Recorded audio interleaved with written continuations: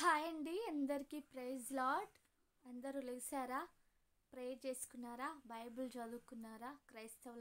అయిన వారందరూ. నేనైతే లెగ్సి ఇలా స్టార్ట్ చేస్తానండి నా దినచర్య. నన్ను బలపరిచిన వాక్యం అండి, కీర్తనలు 125 చదువుతాను. యెహోవా యందు నమ్మిక ఉంచువారు కదలక నిత్యము నిలుచు సియోను కొండవలె నుందురు. యెరూషలేము చుట్టూ పర్వతములున్నట్లు యెహోవా ఇది మొదలుకొని నిత్యము తన ప్రజల చుట్టూ ఉండును. నీతిమంతులు పాపము చేయుటకు తమ చేతులు చాపకుండునట్లు భక్తిహీనుల రాజదండము నీతిమంతుల స్వాస్థ్యము మీద నుండదు. యెహోవా మంచివారికి మేలు చేయును, యథార్థ హృదయులకు మేలు చేయును. తమ వంకర త్రోవలకు తొలగిపోవు వారిని పాపము చేయువారితో కూడా యెహోవా కొనిపోవును. ఇజ్రాయేలు మీద సమాధానముండునుగాక. ఆమేనండి. ఈ వాక్యం నన్ను చాలా బలపరిచింది. సో ఇక్కడ ఉంది కదండి, యెహోవా యందు నమ్మిక ఉంచువారు కదలక నిత్యము నిలుచు సియోను కొండవలె ఉంటారంట. సో మనం ఎప్పుడైతే దేవుని పైన ఆనుకుంటామో, సో ఆయనని మనము ఎక్కువగా ప్రేమిస్తామో, ఆయనని కొనియాడుతామో, అప్పుడు దేవుని కాపుదల మనకు ఉంటుందండి. ఆయన యందు మనం నమ్మిక ఉంచాలి. మనం ఏదో బలులు ఇవ్వాల్సిన అవసరం లేదు, కానీ యెహోవా యందు నమ్మిక ఉంచువారు కదలక నిత్యము సియోను కొండవలె నుందురంట. ఇంకా యెరూషలేము చుట్టూ పర్వతములు ఉన్నట్లు యెహోవా ఇది మొదలుకొని నిత్యము తన ప్రజల చుట్టూ ఉండును అంట. సో దేవుడు మన చుట్టూ ఉంటాడండి. మనకి ఏ ఆపద వచ్చినా దేవుడు యందు మనము విశ్వాసం ఉంచినప్పుడు, నమ్మకం ఉంచినప్పుడు సియోను కొండవలే మనల్ని ఉంచుతాడండి దేవుడు. సో ఇంకా ఇక్కడ ఉంది కదండి, 4వ వచనంలో యథార్థ హృదయులకు మేలు చేయును, తమ వంకర త్రోవలకు తొలగిపోవాలని పాపం చేయవారితో కూడా కొనిపోనని.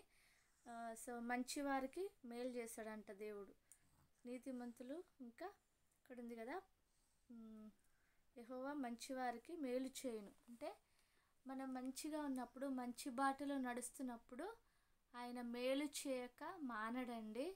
ఆయన మేలు చేయక ఉండడు మన జీవితాల్లో. సో మనము ఆయనకి ఇష్టంగా ఉండాలి, ఆయనను ప్రేమించాలి, ఆయన యందు నమ్మిక ఉంచాలి, ఇంకా ఆయన యందు విశ్వాసం ఉంచాలి. ఏదైనా మనం దేవుడిని అడుగుతున్నప్పుడు ఇస్తాడులే అనుకోవడం కన్నా ఇచ్చేసిండు దేవుడు ఆల్రెడీ అనుకోవడము, సో అది ఎంతో దేవునికి ఇష్టమైందండి. మనం అల్ప విశ్వాసంగా ఉండొద్దనమాట. సో ఆయనను అడుగు వారికి దేవుడు నిశ్చయంగా ఇస్తాడు. ఇంకా మనం అడుగు వాటికన్నా, ఊహించు వాటికన్నా అత్యధికంగా ఇచ్చే దేవుడు అండి. నాకు ఇది చదువుతున్నప్పుడు చాలా మంచి అనుభూతి అనిపిస్తుంది అండి. ఎందుకంటే యెహోవా యందు నమ్మిక ఉంచువారు కదలక నిత్యము నిలుచు సియోను కొండవలె నుందురంట.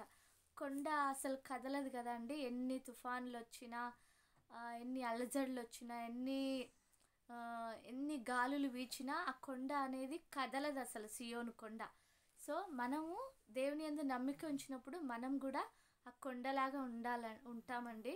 సో మనం ఇంకా దేవుని యందు నమ్మిక ఉంచాలి, ఆయనని ఎక్కువగా మనం విశ్వసించాలండి. అప్పుడు దేవుడు ఖచ్చితంగా మన జీవితంలో మేలు చేయక మానడు. ఇక్కడ ఉంది కదండి, యెహోవా మంచి వారికి మేలు చేయనంట. సో ఆయన మాట వినడం, ఆయన కట్టడలకు లోబడమే అండి మంచితనం అనగా. సో మనమందరము ఆయన మాట వినేవారంగా ఉందాం. ఇంకా మనం మంచి మార్గంలో, మనకు తెలియనప్పుడు కొన్ని వంకర త్రోవలకు తొలగవచ్చు, కానీ తెలుసుకున్న తర్వాత మనం వంకర త్రోవల నుంచి విడిపించబడి దేవుడు మనల్ని రక్షించుకున్నాడండి. మంచిగా జీవిద్దాం, నమ్మకంగా ఉందాం, దేవునికి విశ్వాసంగా ఉందాం. సో మనకు దేవుడు మేలు చేయక మానడండి. సో చిన్ని మాటలు దేవుడు దీవించిన గాక చిన్న ప్రేయర్ చేస్తానండి. స్తోత్రం ప్రభా, నీకు స్తుతులు స్తోత్రాలు వందనాలు చెల్లిస్తున్నాను. ఇదిగో తండ్రి, ఈ వాక్యం చదవడానికి మీరు ఉదయకాల సమయంలో నాకు సమయం ఇచ్చినందుకు స్తోత్రం అయ్యా. ఏ యోగ్యత లేదు ప్రభా, నాకు ఏ అర్హత లేదు, అయినను ప్రభా మీరు నన్ను ఎన్నుకొని ప్రభా అయ్యా, నాకు వచ్చిన మాటలు తండ్రి అయ్యా, ఈ మాటల ద్వారా అనేక మంది రక్షింపబడాలి నాయన. అయ్యా, నా మాటలు కాదు ప్రభా, నీ మాటలు నా నోట్లో ఉంచి ప్రభా అయ్యా నీకు స్తోత్రం చెల్లిస్తున్నాను. నీ మహిమ నా కళ్ళల్లో ఉంచండి ప్రభా అయ్యా, నీకు స్తోత్రాలు వందనాలు. అనేక మంది నీ వైపు ఆకర్షించే బిడ్డగా నన్ను వాడుకొనమని తండ్రి అయ్యా, ముఖ్యంగా నా 2 కుమారులను మీరు బ్లెస్ చేయండి ప్రభా. ఆ బిడ్డలు నీ బిడ్డలు ప్రభా. అలాగే తన భర్త నీ చేతులకు అప్పగిస్తున్నాను ప్రభా.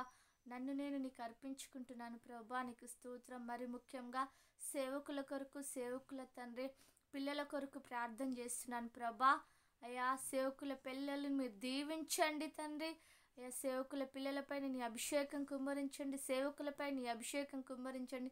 మేమంత దినాల్లో ఉన్నాం ప్రభా, ప్రతి ఒక్క బిడ్డ పైన నీ ఆత్మను కుమ్మరించి నీ కొరకై వాడుకొనండి ప్రభా. నీ అందు నమ్మిక ఉంచే కృప నాకును మాకును దయచేయండి.